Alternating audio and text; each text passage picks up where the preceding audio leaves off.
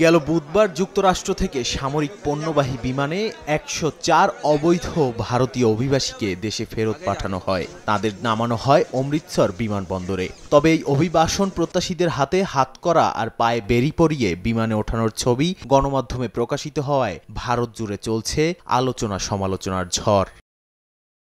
দেশে ফিরে গিয়ে নিজেদের ভয়ঙ্কর অভিজ্ঞতার কথা গণমাধ্যমকে জানান অভিবাসন প্রত্যাশীরা। বলেন তাদের সঙ্গে বিমানে খারাপ আচরণ করা হয়।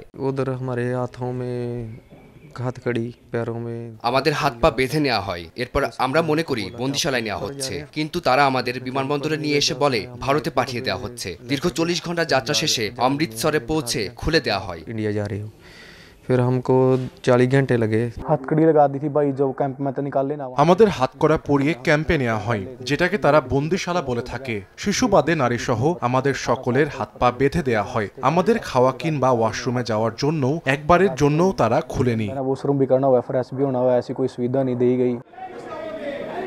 এমন অমানবিক প্রত্যর্পণ নিয়ে আলোচনার জন্য পার্লামেন্টের দুই কক্ষে বিরোধীরা দাবি জানালেও তা মানা হয়নি। প্রতিবাদে পার্লামেন্ট ভবন চত্বরে রাহুল গান্ধী, প্রিয়াঙ্কা গান্ধী সহ বিভিন্ন বিরোধী দলের সদস্যরা বিক্ষোভ করেন।